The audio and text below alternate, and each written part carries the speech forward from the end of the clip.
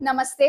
8 जून 2026 से लेकर 6 जुलाई 2026 तक शुक्र गोचर करने वाले हैं कर्क राशि में। कर्क राशि में गुरु पहले से बैठे हुए हैं और कर्क राशि में गुरु उच्च के हो जाते हैं। इसके प्रभाव का वीडियो मैंने आपको बना करके दिया है, उसे जाकर के अवश्य देखिएगा। अब ऐसा है कि कर्क राशि काल पुरुष कुंडली के चौथे भाव को दर्शाती है और यहाँ पर शुक्र को दिग्बल प्राप्त होता है। कर्क राशि चंद्रमा की राशि होती है, जल तत्व की राशि होती है और यहाँ पर आकर के शुक्र बहुत ज्यादा कंफर्टेबल होते हैं। लेकिन अब कर्क राशि में दो गुरु एक साथ बैठे हुए होंगे, एक बृहस्पति जो कि देवों के गुरु हैं और एक शुक्राचार्य जो कि दैत्यों के गुरु हैं। यानी अब स्पिरिचुअल नॉलेज और मटेरियलिस्टिक प्लेजर के बीच जंग होने वाली है।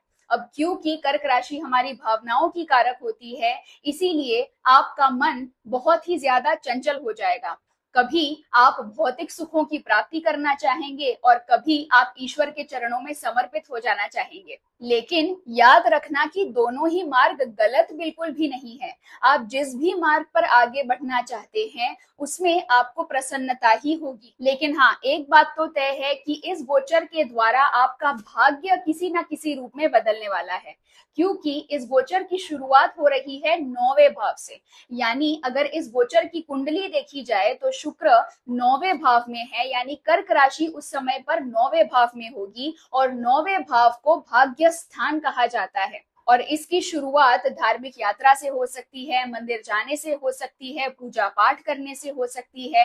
यानी अगर आप कोई भी रिलीजियस या स्पिरिचुअल प्रैक्टिस नियमित रूप से करेंगे तो आपके जीवन में बदलाव आएगा ही आएगा। अब क्योंकि कर्क राशि हमारी भावनाओं की राशि है और यहाँ पर दो बेनिफिक प्लैनेट्स बैठे हुए हैं, जहां पर गुरु बढ़ोतरी के कारक होते हैं और शुक्र ग्लैमर लग्जरी के कारक होते हैं, तो आपके मन में बहुत बड़े बड़े विचार आने वाले हैं। आप बहुत बड़े सपने भी देखेंगे, लेकिन सपने केवल देखने से पूरे नहीं होते हैं। आप सोचेंगे तो बहुत बड़ा, लेकिन उस पर अमल करना होगा। यानी आप जो भी प्लानिंग कर रहे हैं उस पर मेहनत करने के लिए रेडी रहिएगा।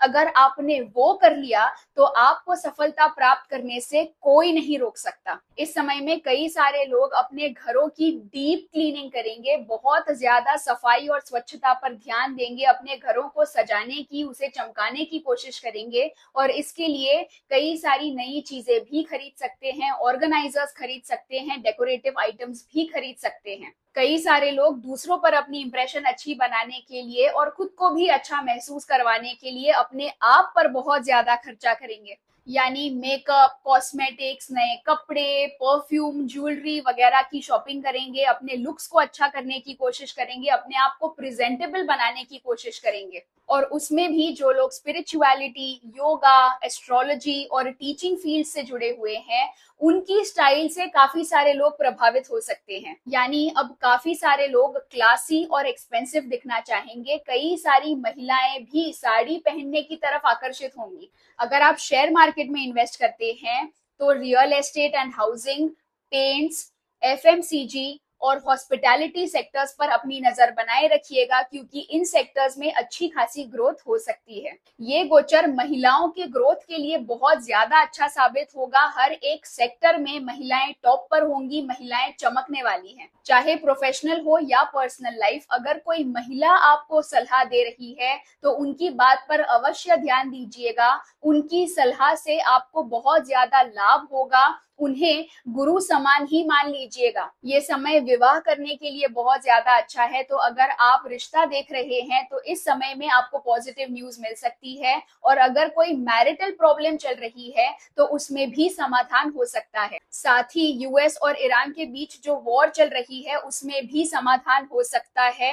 मैंने आपसे पहले भी कहा है कि जून के महीने में शांति होती हुई दिखाई दे रही है, तो ये समय अग्रीमेंट के लिए बहुत ज्यादा अच्छा हो सकता है और इसी गोचर के दौरान युद्ध शांत हो सकता है। मैं आपको हर एक वीडियो में केवल शांत कह रही हूँ, ये नहीं कह रही हूँ कि युद्ध पूरी तरीके से रुक जाएगा, लेकिन हाँ, इसमें बहुत ज्यादा इंप्रूवमेंट के चांसेस होते हुए दिखाई दे रहे हैं।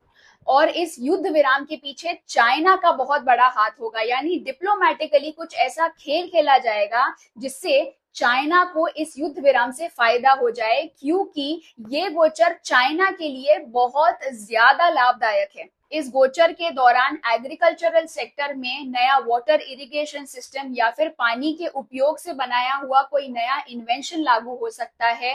नई वाटर पॉलिसीज भी लागू हो सकती है। पानी से जुड़े हुए, वाटर बॉडीज से जुड़े हुए अग्रीमेंट्स या रिफॉर्म्स साइन हो सकते हैं। रियल एस्टेट सेक्टर में तगड़ा इन्वेस्टमेंट हो सकता है, उस सेक्टर में बहुत ज्यादा बढ़ोतरी हो सकती है। साथ ही कंस्ट्रक्शन, रेसिडेंशियल प्रोजेक्ट्स के काम भी तेजी से आगे बढ़ेंगे। उसमें भी हमारे देश भारत की बात की जाए तो पंजाब, हरियाणा, राजस्थान और गुजरात में बहुत ज्यादा डेवलपमेंट के न्यूज मिल सकते हैं। इस गोचर के दौरान हाउसिंग स्कीम्स लागू हो सकती है। साथ ही होम लोन वाले एरिया में भी कुछ बदलाव हो सकते हैं जो कि अच्छे होंगे। ओवरऑल ये समय काफी ज्यादा अच्छा है, लेकिन ध्यान रखिएगा कि भावनाओं में बहकर के बड़े खर्च नहीं कर देने हैं टेम्पररी हैप्पीनेस या टेम्पररी सेटिस्फैक्शन के लिए।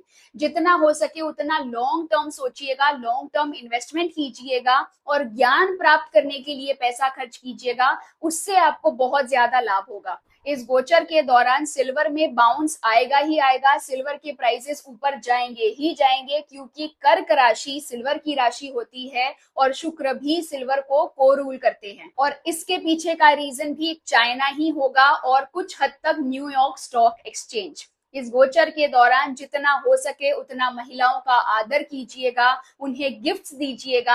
आप जितना उनकी कृपा प्राप्त करेंगे उतना ही आपको सफलता प्राप्त होगी और उतनी ही आपकी प्रगति होगी। उम्मीद करती हूँ इस वीडियो द्वारा आपको अच्छी खासी जानकारी प्राप्त हुई होगी। मिलती हूँ आपसे अगले वीडियो में, तब तक अपना ख्याल रखिए और मुस्कुराते रहिए। बड़ों को आदर, छोटों को प्यार। वीडियो देखने के लिए बहुत बहुत आभार।